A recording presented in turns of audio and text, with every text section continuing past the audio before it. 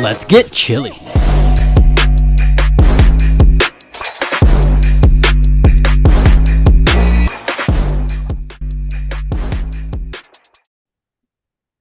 Hello and welcome back to Let's Chill, the official and unofficial Minnesota Wind Chill, Minnesota Strike podcast. I'm Jeph. I'm Jay. And I'm Caine. And our production value is right back up there. For those of you who've been listening week to week, following like so closely, we have trailed All off. two of you. Thank you, Leo, and I don't know, maybe Tucker, I guess.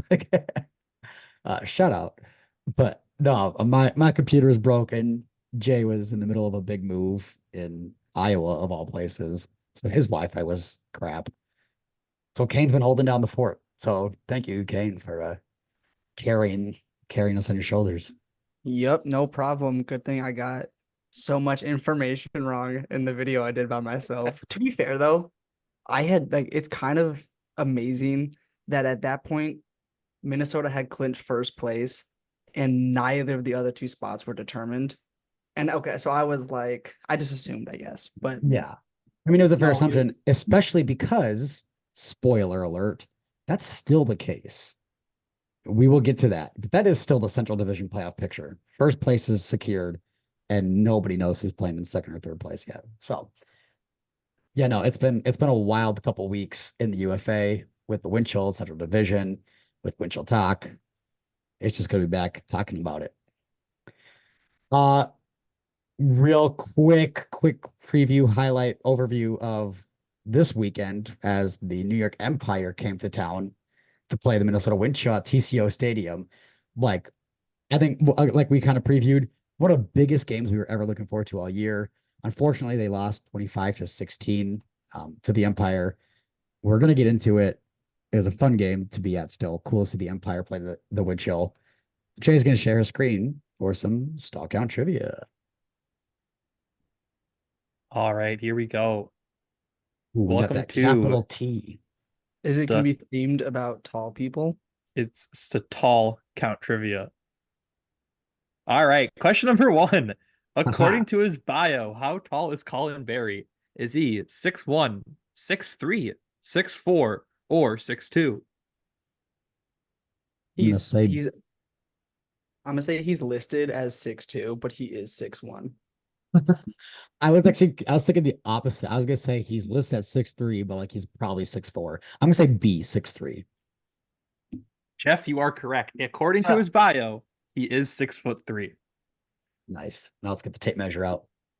All right. Next question. How tall is Thomas Shope? Again, according to his bio. Yeah. Is he 5'11", 5'10", 5'9", or 6 foot? 5'10". I'm gonna go 5'9". Well, you are both wrong. Listed in his bio, he is 5'11". Whatever. Nice. All right. Sorry, bit of a technical glitch there. Against New York, who was the tallest player playing for Minnesota? Was it Quinn Snyder, Will Brandt, Matt Redder, or Jimmy Kittleson? I'm gonna go Matt Redder. I'm gonna say Jimmy. I want to say Jimmy is taller than Matt Rader, so I'm gonna say Jimmy Kittleson. Jeph, you're wrong, and Caine, you're half right. Will Brandt and Matt Rader are actually the same height. They're both 6'4". Jimmy Kittleson is 6'3", and I believe Quinn Snyder is listed as 6'2". So those were the 4 tallest players. I think someone else is 6'2" on the team as well, but those are the 4 tallest players this last weekend. Matt Johnson. Finally, who was the shortest? Was it Greg Cousins, Cameron Lacey, Josh Caine, or Anthony Girelli? It's Girelli, right? Yeah, I think so. I've heard inconsistent pronunciations of his last name. So Well, Anthony, get on the pod. Yes, I get on the pod. Anthony, we'd love to have you on the pod sometime. And you know what? I'm gonna say you're the shortest. I'm gonna be real. How is Bevon not on this list? I thought Bevon was shorter than Josh Caine.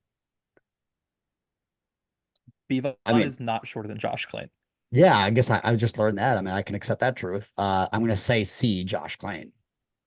It is in fact Josh Klein. Let's go. Greg Cousins and Cam Lacey, I believe, are both listed as 5'10", and I think Bevon is as well. Hmm. Again, these might be wrong. This is just like according to their UFA bios. Right. Just I gotta Anyway, like go ahead. thank you for participating. That has been Stall Count Trivia. I gotta fact check this real quick here. So I am listed at 5'7". In my interview with Bevon, he might have an inch on me. So I think he's probably like 5'8". So just putting that out there. We're head to head there. Well, do you remember this? I was going to throw in another question, but another player who used to play for Minnesota who was also 5'8"? A Roy? Jason Cheetah? No, a He was surprisingly short player. Rocco Linehan? Nope, No. Abe Coffin. Oh, Oh yeah. I believe Abe Coffin was listed as 5'8". Yeah, that's right. He is shorter than I remembered, like I expected. Huh. well, there's the heights of the various Minnesota Wind Show players. Thanks for tuning Thank, into this podcast. yeah, thanks for You guys listening wanted to. more stats? There you go. There are Those your are, stats. yeah. Now the real interesting stat is the vertical of all of them. Because again, Bevon, 5'7", 5'8", 5'10", whatever. In the air, he's like 7 foot. So What is this 5'7", 5'8"? 5'7". Like I'm, All I'm right. 5'7", and we are Let's pretty see. much the same height. Okay. all right. I will stand by that. I'm the same height as Sam Berglund, he's like 2 or 3 inches taller than me. Yeah. So Oh, um okay. All right. Do I talk about the game? Not really. no, but we should. Caine, you Well, wanna you let's wanna start open it there. up? Let's I guess start with the obvious. Pretty big loss. I mean, 25-16, 9-point loss is the biggest margin since what? Jay, biggest loss since when? Go. Oh, I couldn't tell you. Minnesota losing by 9 is massive. I It's don't think we've. basically unheard of. Yeah. Um, I- I To be think fair, go ahead. I don't think they've played a team who I don't even when they were like in losing streaks against Chicago. I don't think Minnesota has played a team who looked that much better than them in years. Yeah. Um, yeah, like you said, I think for me, what almost stings worse than the final score is knowing that they were down by 2 at half. Like that is a very winnable game for Minnesota. Just looking at this, just looking at scores, down by 2 at half against the Empire. You should be walking on cloud nine right now. Like we've got this in the bag, or even if we don't win it, we're gonna keep them within 5. We're gonna keep them within arm's reach the whole game. And to go down by 9 is that's where I think it stings the most. And I think that especially is where Minnesota is going to be focusing a lot of their energy on in the next couple weeks. Yeah, I mean, in the preview, I was talking with Jay about one of the keys to the game would be putting together 4 complete quarters.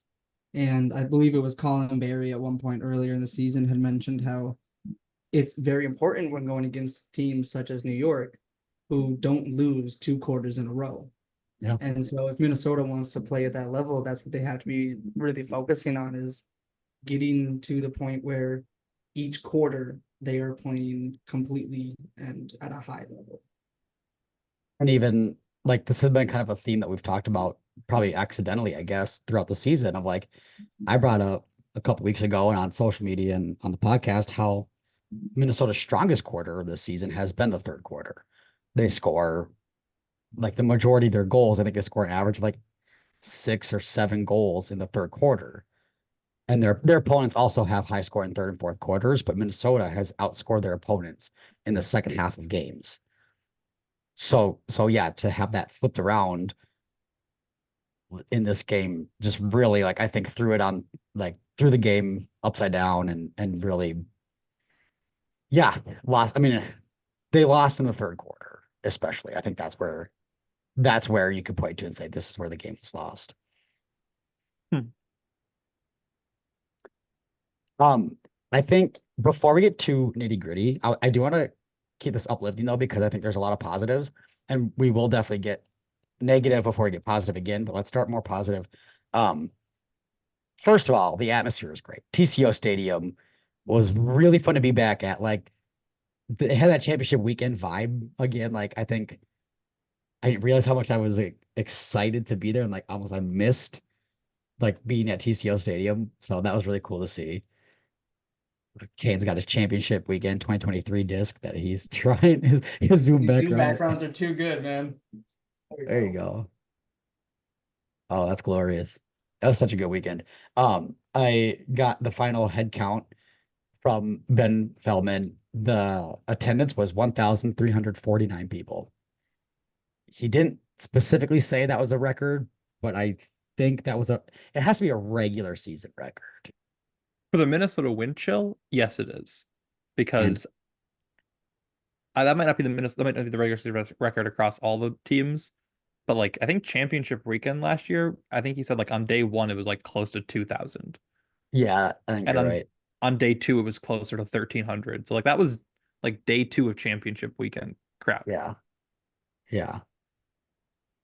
Yeah. It was just so cool to see like again people showing up and it was just like this the atmosphere was exactly what the hype has been about.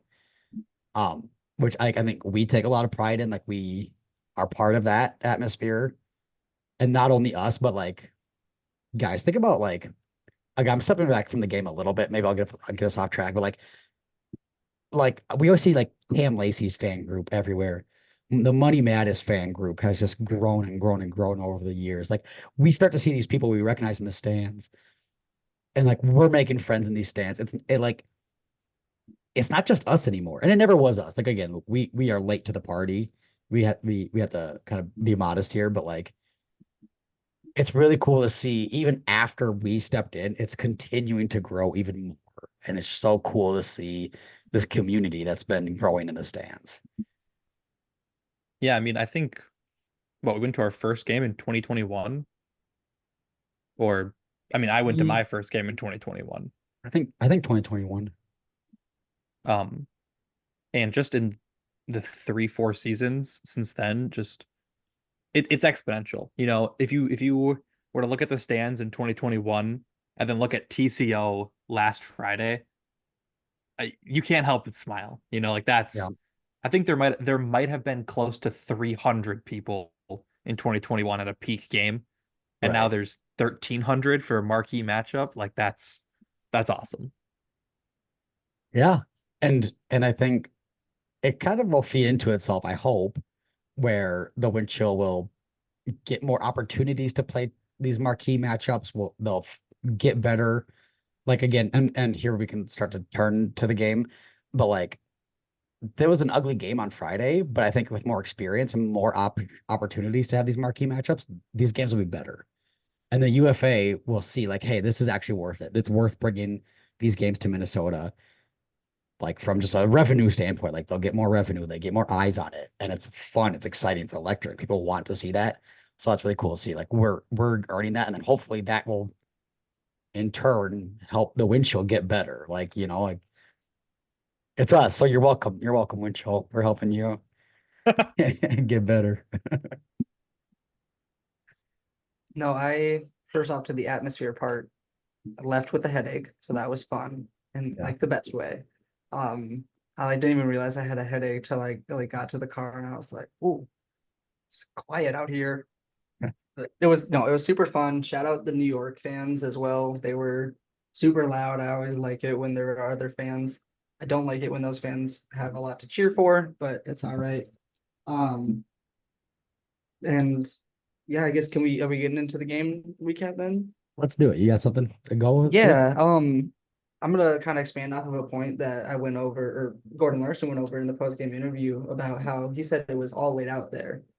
And kind of what you said, where when Minnesota gets the opportunity to go up against opponents that they A haven't played before and B are at a level that they maybe aren't used to or just aren't used to, it gives them an opportunity to really push themselves as individuals and as a team.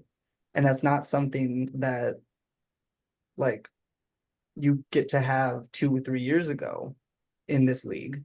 And so I hope, like you said, like, I hope it is kind of a cycle where now there are more interdivisional games so that these teams can have more exposure to each other and get better. Yeah. Something that Larson specifically said in the interview was like the last couple games, and I'm paraphrasing here, the team has kind of been coasting. Like they knew they need to get better, but it's kind of hard to focus on any specific thing when everything's kind of firing on all cylinders. So now with two back-to-back losses against Chicago and now New York, it's like, okay, clearly here are, this laundry list of things that we can do in practice and with Detroit and all these things so we can actually improve. So there's these tangibles that come out of it, which is a positive way of looking at a bad situation. Which I really appreciated those insights. That was like I think that's a really like mature, like leader thing to say. Like shout out to Gordon Larson. Just like yeah, taking that approach and wanting to lead his team to be like, this is now our opportunity to be better. And it's super important to like be aware of that, not only just like for the mindset wise, but now if it does come to another Minnesota New York matchup, I mean, realistically, what does New York have to take away from this game? I mean, yeah, Look, I know I'm trying to be optimistic. It's New York, man. no, If I we had mean, to fix them again, I'm gonna be real. I'm not happy about that. it's a scary matchup and it always will be. Like, even though they have 3 losses to their record this season, like that's like they've shown they're still New York. Like they're still a scary good team. And Ben Yacht in his post game interview, we did interview Ben Yacht. Go check it out on our Instagram.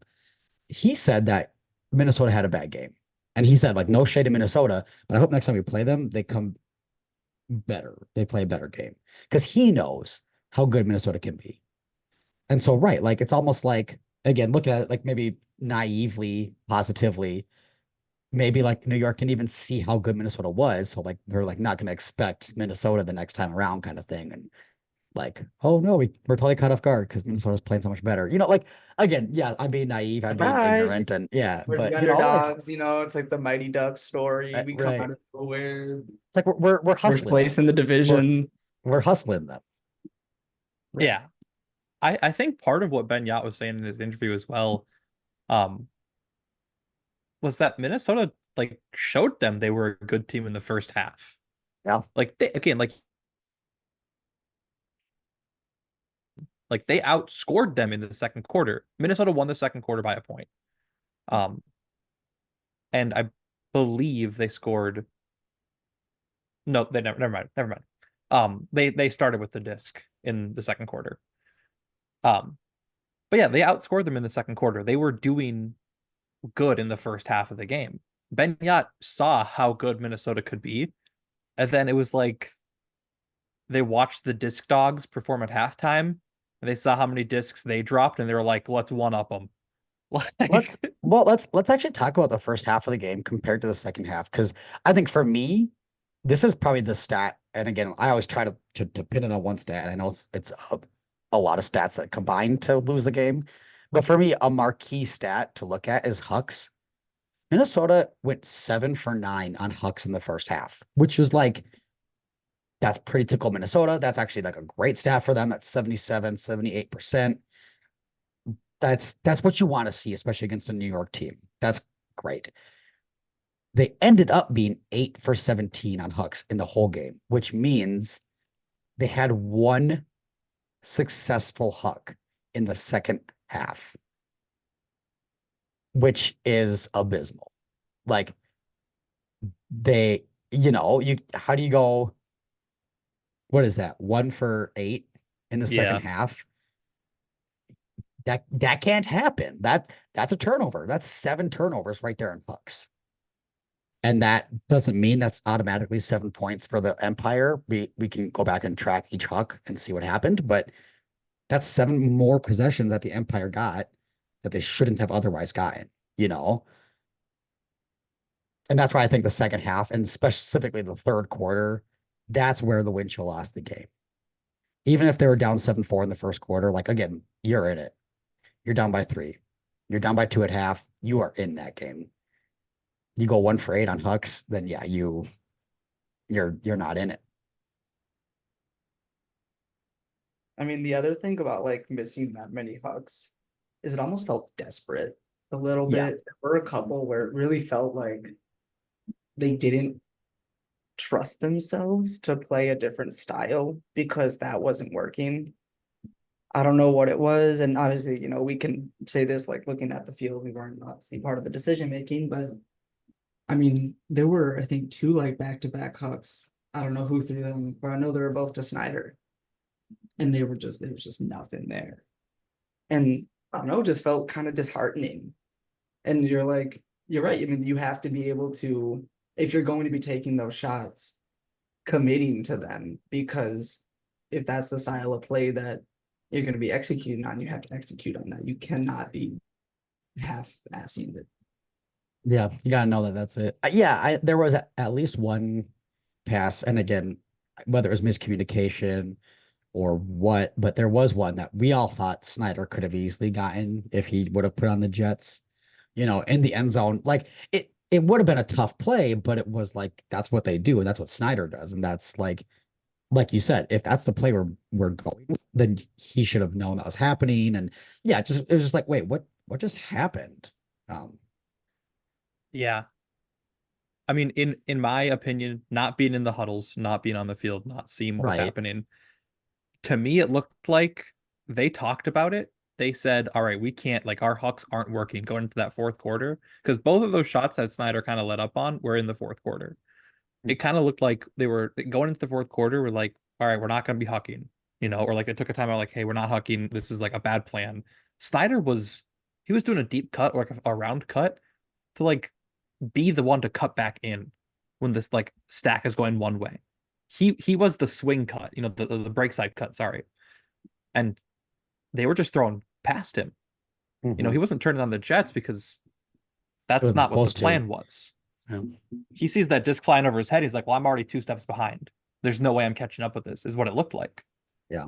Well, it's interesting too because we've talked about on this pod this season, like how we've seen when the wind chill adjust pretty well, where like, okay, yeah, tonight hooks aren't working. And we look at stats a lot. We would talk about this, like, oh, but their red zone conversion was really good. And oh, their red zone conversion was really poor this game. But look, they went, they had a 90% hug completion or whatever. Like they were really good on the long ball. Um, and like that just wasn't the case this game. Their red zone conversion was 67%. They were 6 for 9. Nice. And their hucks were 8 for 17, 47.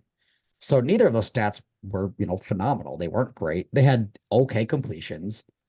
And I'm gonna get ahead of myself a little bit, so I'll slow down with all these stats. But yeah, it's just like it was unfortunate to see that their offense and their defense weren't working. And against a team, we've talked about this, and they talk about it on Spring Pass all the time, and everyone talks about how New York doesn't give up the disc a lot. So that means when they give up the disc, your defense has to convert.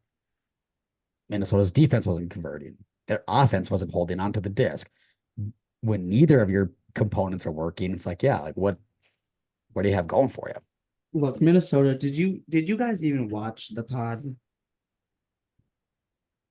These were all three things that I had keys to the game. Um, yeah, I do want to say though, because we were talking about how their hucks were bad and how their red zone wasn't the greatest. For a 9-point loss, but going 6 for 9 on red zone conversion is pretty good. Like if you lose by 9 and you're going like you're doing 67% in the red zone, like that's a pretty good number. Mhm. I do want to say that only 9 times in the red zone, like they scored 6 times from inside the red zone, Yeah. and their other 10 were from outside of the red zone. Like that's the unacceptable number to me.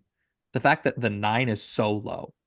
Like they weren't even getting at one point, they they were 0 for 0 in the red zone, and the Empire were like 8 for 7 or 8 for 7, 7 for 8 in the red zone. Like Yeah. they Yeah. hadn't even gotten into the red zone, and the Empire had already scored from there like 7 times. Like Minnesota Right. is a team that, yeah, like you're right. Like when they're not doing well on hooks, they do well in the red zone, and they were doing well in the red zone against New York when they got there, and they just weren't letting themselves get there. So here's a question that is going to open up a big discussion. And maybe I'm just like dropping this bomb and we're just going to write an article about it or do a different podcast. We don't have to talk about this tonight. But like, my question is, how do we nerf offense in the UFA? Okay. You know what? I'll say it on pod. I'll say it on podcast because we talk about it all the time. Call the travels. All right, Jeph, you said in the NBA they have to establish a pivot foot, and then 95% of the time it's called, right? Hmm. Boom, bring that right there. The refs have to be focused. Like you literally have to call the travel calls because the amount of times the handlers can get away with something were just stupid. It's And stupid. and travels then should result in a turnover. Right now, it's just a yardage penalty, isn't it? I think a I 10 think it's yard just a penalty is yardage fine. penalty. I think yardage is fine. I wouldn't say it has to be. I think we should. I think that's committing too much too far. I think you should just do the travel call, like really, really commit to the travel call because I think then it's at the very least will train people, like condition them to not travel, and I think that Mhm. then limits how much the handlers can do. And I think 2 points on this. One, travel needs to negate contact. If you travel to break a mark and you come into like they come into contact with you, the travel Right. call gets called, not the contact foul. You traveled first, like you traveled into them. The number of Right. times we see throwers break a double team by stepping through the mark and they end up Yep. lifting their back foot. That's a Yep. travel. Or they'll shift their back foot to swing it out. And I don't want to name names. I could name tons of names. But there are some players who, when breaking marks, slide their whole pivot foot around when they're doing an around pass, and that's never called a travel. And I will be completely honest, a lot of Minnesota guys travel too. Like Oh, it yeah. happens all throughout the league, and if every single one was called, like you could go back and watch a game and like pinpoint how many times someone travels, and it's like, well, that's 300 yards that team would have been set You back. get double Right. digits like per player sometimes if you I like think count. So I think something in addition, like moving this conversation forward a little bit too, is like on top of that, like stall count. I'm a big proponent of stall count evaluation. Either, not both, but either a 5 or 6 second stall count, or, and this is controversial, stall count regardless of if you're marked or not. You get a shot clock. You get 7 seconds. You have the disc in your hand. You have 7 seconds. I think I prefer the 5 second stall count over that, but I'm open to either because right, like I think handlers, like we kind of what we're getting as handlers have too much time, they have too much leniency, they have too much freedom that it's just like and again, like yes, am I saying this conversation? Am I bringing this up because I'm salty that New York just walked all over Minnesota? Yeah, absolutely. And it's true still, right? Like this conversation still needs to be had. Like yeah, I don't know. I and for all those listening, real quick, no, Minnesota did not lose No, because of calls. Okay. no, we did not. No, All we three people that were watching that were not thinking that. no. The wind chill loss, like we talked about, Hucks, red zone, like they lost on their own, I'll be honest. But yeah, yeah. yeah. Calls can sometimes be demoralizing, but rarely ever game deciding.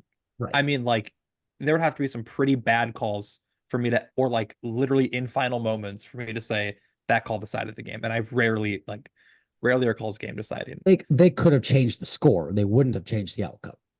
Yeah.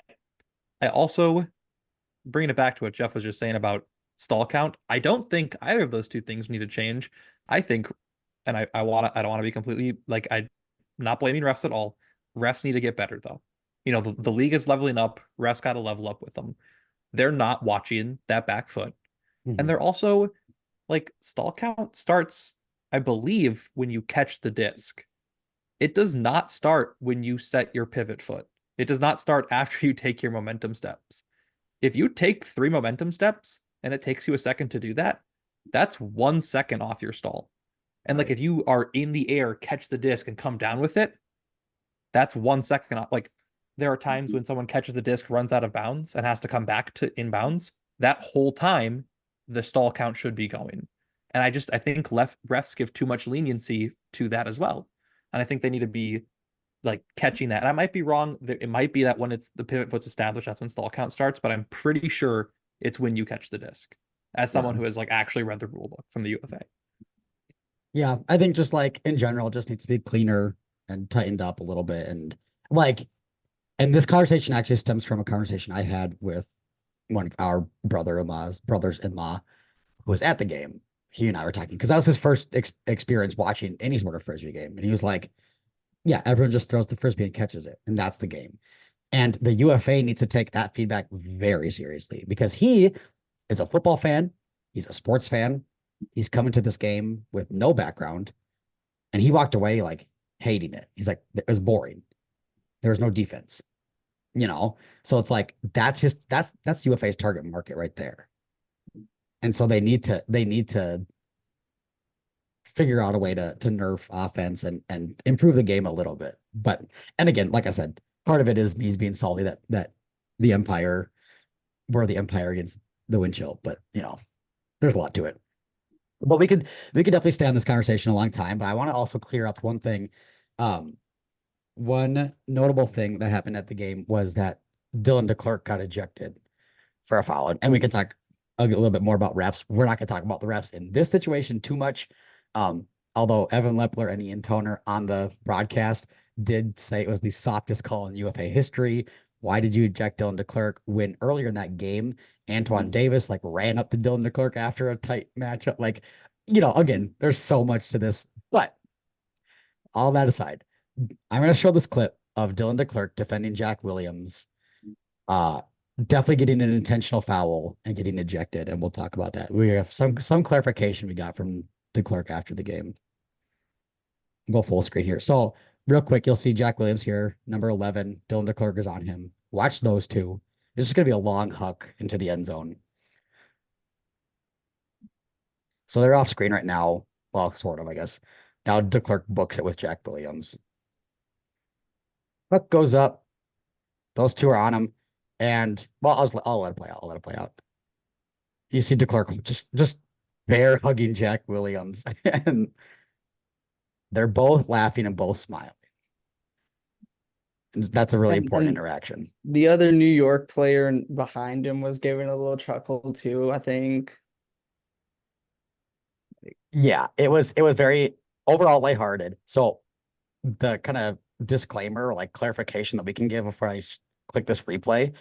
DeClerc and we talked to DeClerc after the game a little bit, and Jay, you can kind of add on to this if I'm missing something. But Dylan DeClerc basically said more or less, he said he basically misread the disc. He was more focused on Jack Williams and trying to stop him. He thought by the time that he had started grabbing Jack Williams, Jack already had the disc, he thought. And so he was kind of like, oh, almost stopping his momentum. And then he like kind of bear hugged him because he didn't want either of them to fall down on top of each other. He's like almost trying to protect him. And that's kind of why they were laughing too, because it was like, oh no, we're not trying to like, I'm not trying to tackle you. I'm not trying to interfere with the play. I thought I misread the disc. I misread you. Now I'm trying to like make you not fall over because I'm making contact with you. Is that what he kind of said, Jay? Yeah, I think so. And I think actually, if you want, you're playing this back in 0.75, right? I think if you Yep. play it back at full speed, we can see it a bit better almost. Yeah. I'll play. This is the broadcast replay, so I don't know what we're gonna get here, but you'll see them on the right side of the screen. I don't know if my thing's blocking it. We're here at the right side of the screen, just about to book it. You have anything else, Jay? No, not right now. Yeah, I'll just hit play here. I won't pause it. See? So watch Dylan DeClerc. He kind of sees the disc go up, and then he's like, yeah, kind of holding on to him. And He gets a glance at it, and then if you actually watch like the end of that clip, you can see DeClerc kind of stumbles a little bit, and he stumbles into him. his footing wasn't great. People were saying that turf is slippery.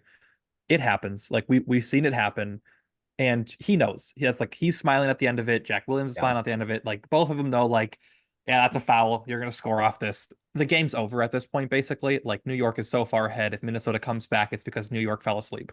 right, And right. like And go ahead. I think that it was a fair, it was a fair foul call, 100% the right call. Yes, And I think it was almost a fair technical foul call. Um, because of like, you know, the clerk did keep pulling him back a little bit after, and he was like joking with him. I think in a normal game, a game that's close at all, a game where, Minnesota's down by one or it's a tie game, if there had been chirping going on, like a lot more chirping or anything like that, that's 100% a technical foul, even if it does get DeClerc ejected. right. In a game where DeClerc already has a technical foul and it's a blowout game, they're clearly joking around. No one was injured. It wasn't a dangerous play. I think it's the wrong call to eject him, to give him a technical. I think it's the right call to give him a foul, obviously. I think it's the wrong call to give him a technical foul. It was a weird ejection. And again, like they said what they need to say in the broadcast. I'll agree with them. It was a soft ejection. Like why but just yeah, like we don't have to sit on it too long. I just wanted to bring that up because we talked to Dylan DeClerc after the game, so I want to bring that perspective up, kind of get his voice out there and like kind of clear the air. And the air was already cleared. Let's just, he and Jack Williams, we saw were smiling and laughing. But in case there's any haters out there, that's what happened. Um, I also want to say the first technical foul against the clerk in that game with Davis, I believe should not have been a technical foul, like technically speaking. Um, I know we're not supposed to be dissing on refs or anything. Lepler was saying it on the broadcast as well about how it was Davis who initiated that. And like again, I don't think either one of them should have gotten a technical for that. That was like they said on the broadcast. That's good ultimate trash talk. Like that's players do that after points. Um, so yeah. I want to get to a new segment that I'm going to try to start here at the end of the season called The Good, the Bad, and the Ugly. So we're just going to kind of recap the what we saw that was good in the game, the bad in the game, and the ugly in the game. Uh, let's start with the good. The good was the young guys in the game, specifically Gordon Larson. Gordon Larson popped off against the New York Empire, which we already talked about. Larson, Caine, you interviewed him. Tell me more about Gordon's performance against New York. Yeah, I mean, in a game that was relatively lackluster on offense, defense, by the wind chill, he was a shining star. He was fun to watch. He was exciting, energetic. I mean, every single time he was out there for a point, he was making plays. Look at his stat line. He's got 5 assists and 4 goals. I think maybe the first time this season he has more assists than goals. Um, you guys can correct me on that. I'm not necessarily the stat guy. But yeah, I think we've spoken a lot to his ability throughout this whole season, and I think this game in particular really showed that he is paving the way for the future of this franchise, of this team, and his ability to match up against a stable team like New York is just evidence of that. So looking forward to seeing him. And then I'll transition to the next one here. Krennic and Silvio Fernandez were both doing really good. Jeph, you want to? Yeah, they both just real quick. They both had so here put in perspective. Gordon Larson had a plus minus of 7 with the 5 assists and 4 goals. The next highest was Paul Krennic at plus 3. So there's a difference of plus minus of 4 between the number 1 and number 2 spots. PK had 1 assist, 1 goal, and 1 block. Um, total yards of 147.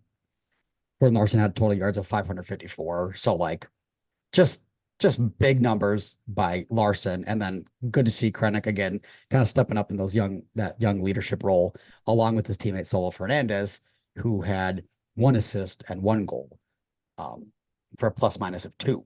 So like the top 3 plus minus stats of the game were made up of the like three of the youngest players, like these young college guys coming up.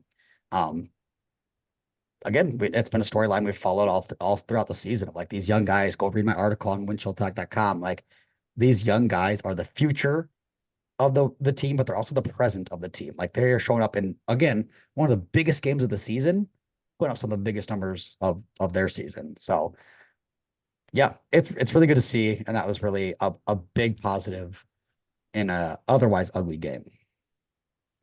Jay, do you want to hit the bad on the good, the bad, and the ugly? Um, yeah, I mean that second half, I mean, like I said earlier, it looked like they watched the disc dogs drop discs during the halftime show and they caught that bug because there were times when discs just fell through their fingers. I mean, I'm not saying that they would have won if they, caught every single disc that they should have. I mean, they would have won if they caught every disc that they should have because they should have caught every disc, but that's besides the point.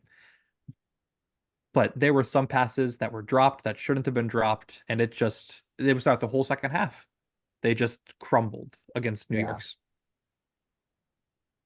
I wonder. I don't remember if this one was in the second half. I feel like it was in the first, but I guess it doesn't really matter. A good example of it though was Jimmy Kittleson had an opportunity in the end zone, and it was a bullet, a rocket huck, and that he was in the back corner of the end zone, and just like bounced off his hand. He was kind of reaching back, and it bounced off his hand, um, and just like kind of flew out the back of the end zone. And like that was a perfect example of like he was wide open. It was a good shot, but it was just like it was almost unlucky. Like there wasn't much he could do about it. Whoever threw it needed that firepower to get through to the end of the field. He needed to reach back like that to catch it, and it just bounced off. Like we've all had a pass thrown like that where it just bounces off your hand. And right, like that's not a skill issue necessarily. That's not a good defense or like good defense or bad offense issue. That just was like unlucky that it swung that way. So yeah, it's just not a great second half for the Winchell. And if they clean up all four quarters, then they got themselves a game. Yeah, I'll but take. Oh, unfortunately, part of why the second half was so bad, so ugly, was because it was Minnesota's worst offensive performance of the entire season with 20 turnovers, a 48% hold percentage. They got the disc back after turning it over only 4 times on offense, which I don't know. That's not great. I was curious about that stat because we've talked about, and I think you two specifically in the last like podcast talked about with Leo Salvo Fernandez specifically, how even if there's an offensive turn, that the offense on defense does a good job getting it back. And Salvo Fernandez had a good amount of blocks for being an offensive like exclusive player. But against the wind chill, they weren't really doing that. They once they gave up the disc, only 4 times did they get it back. Um, which is a key stat that like I think is an underrated stat. We need to watch that and be like, if they gave up if it was a 1-for-1, they gave up the disc once and got it back once, right? Then it doesn't matter. But if you're turning over the disc, how many turnovers did they have? They had 20 turnovers and they got it back 4 times. Like, can't do that I again. Like, I want to point out as well that at least one of the times they got this back, in a clip that we're not going to show, mhm. within 2 throws they dropped it, and it wasn't a defensive block. It wasn't good pressure. It fell through someone's hands. Yeah, Yeah, to some extent that does happen, but for this podcast, for this segment, that is ugly. It's got to get cleaned up. It's got to be beautified. absolutely. All right, league news. Really all I have for league news is just an updated playoff picture. I'm gonna go through this really quick before we get to our weekly forecast. So for the East Division, this is kind of a fun one. So the three playoff teams in the East Division are the New York Empire, the DC Breeze, and the Boston Glory. And the seeding is to be determined. No one knows who's playing in what position yet, who's hosting that East Division championship game. I love that. The South Division, the representatives are for sure the Flyers, the Hustle, and the Soul. The seeding is also undetermined, but the Soul are for sure taking third place. So first place is either going to be the Flyers or Hustle. They play week 13 this upcoming weekend to determine who gets that first week bye. In the West Division, we have the Shred, the Cascades, and the Spiders, which is surprising. I guess I didn't realize. I'll be honest, I wrote these notes. I didn't realize that the Summit were eliminated from playoff contention. I guess I'm just clicking that now. That's crazy. Um, and that seeding is also yet to be determined. Um, the Spiders are for sure in third place. It's just a matter of who, if the Shred or the Cascades will take first place. I also want to just like really quick follow this storyline that Noah Hansen predicted at the beginning of the season that the Cascades were going to go to championship weekend, and we all laughed. And I mean, the royal we as in the ultimate community laughed, and maybe it was just me, but they have a real shot of making it to championship weekend. So we'll see. We'll follow that West Division closely. And in my favorite news, and maybe I'm biased, the Central Division, the playoff teams currently sit at the Minnesota Wind Chill in first place, and that is it. That is it. Uh, we don't even know like the other divisions at least know who's playing. It's just a matter of like when and where. We still have 4 teams fighting for 3 spots. Um, and that's all going to be determined. Huh? We have 3 teams fighting for 2 spots. Yeah, 3 teams for 2. My bad. Thank you for clarifying. Yeah, that's going to be determined this weekend. What is Jay? Don't break down all the scenarios. What's like the most likely scenario? Do you think it's a prediction thing? So, UFA put out a tweet saying that it's Madison versus Indy, and like the loser doesn't make it. I think that's just factually incorrect. Because if Chicago wins this weekend, that's 3 teams at 7-5 with no clear tiebreak between them. So I think that goes to average scored against in division. If Chicago loses to Detroit this weekend, which I doubt will happen, then that's not an issue. Or if Madison wins this weekend, then it's Madison, Chicago, Indy, or sorry, Madison, Chicago, and Minnesota. Yeah, if Indy wins this weekend and Chicago loses, it's Minnesota, then Madison, or sorry, Minnesota, then Indy, then Madison. Like Indy has a chance to get to second place this weekend. Which they've been sitting at like the bottom pretty much all season, which is crazy. For a while, they were at 5th in the division. Yeah. Shout out Cameron Brock. Love to get you on the pod sometime. Yeah, it's like I said in our group chat, like all due respect to the Wind Chill, there's not gonna be anyone streaming the Wind Chill game. Everyone who's watching the Wind Chill game will be in person because they're gonna be fans. Everyone else is gonna be watching to see who's actually playing in the playoffs. Like they might as well not stream the Wind Chill game because it's really kind of pointless. It's kind of meaningless. They've clinched first, and yeah, I don't know. I mean, it'll be a fun game, and that's our segue into weekly forecast because Minnesota is hosting the Detroit Mechanics for the last regular season home game of the season. I'm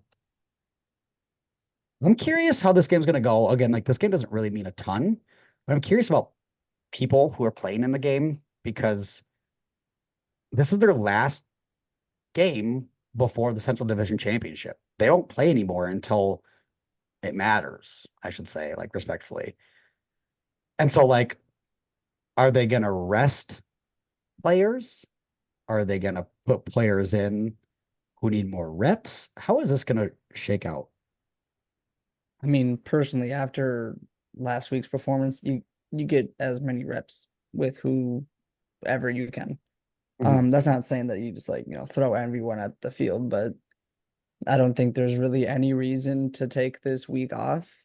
I think we have plenty of time to rest before playoffs, and I think we got to get more reps in because what the heck was last weekend.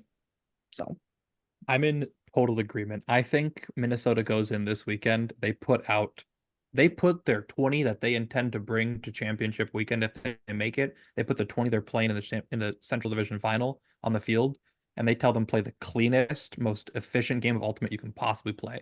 Don't take risky hucks. Don't huck it 50 yards if that person's wide open. That's not what you need practice on. What you need practice on is playing small ball up the field, getting it into the red zone. You know, anyone can burn Detroit and throw a huck and get 50 yards because, you know, Yeah. Because that's the easy option. yeah. But you're not going to have that option against New York. Yeah. This game was supposed to be a rest game. Now it's a like must win, go all out game. Like right with back-to-back losses to the Union and the Empire. Right. Like what were you both are saying. Like they have to take this game very seriously. One thing that I am kind of concerned about and questionable about is Sam Berglund. Like he has only played 2 games this whole season. He has to play this weekend if he wants to play in the division championship. Not like rule wise, not like technically wise, but like physically. Like he has not played with this team in a game all season long. If he doesn't play with Detroit against Detroit, like does he even play in the playoffs? And again, I know the obvious quick answer is yes, but that's concerning to me, I'll be honest, to not see him in the lineup all season and then put him in the playoffs. Like he's good, but again, that chemistry, that roster and consistency can hurt you.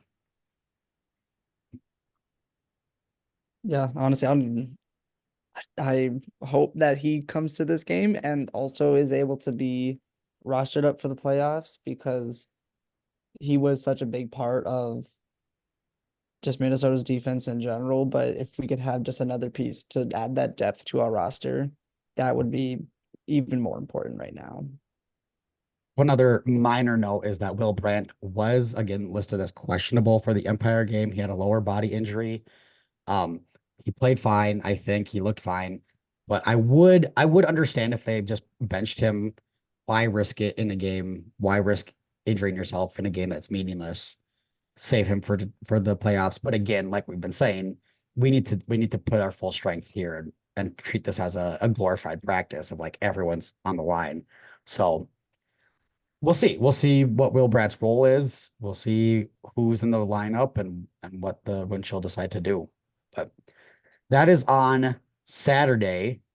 Let me like actually get that up. But yeah, I believe that's on Saturday. Where is that? 6 p.m. at Seafoam Seafoam Stadium. Stadium. Cool. Thanks, Caine. Thanks, Jay, for filling that in for me. We're gonna see you there. It's fan appreciation night. Last regular season game at Seafoam for the season. Um, be there, be loud, show up for this team, and get ready for playoffs. As always, this episode is presented by the R1P1 Network, always doing the most with our Zoom backgrounds, with our podcast thumbnails and artwork. Shout out to you guys all that you've been with us all season long for 2 seasons now. So much love to you guys. Come say hi to us on the fence at Seafoam Stadium. Check out all of our podcasts and everything on windchilltalk.com. Check us on social media and stay chilly and ka-chow. Stay chilly. Stay chilly. Ciao. Ciao.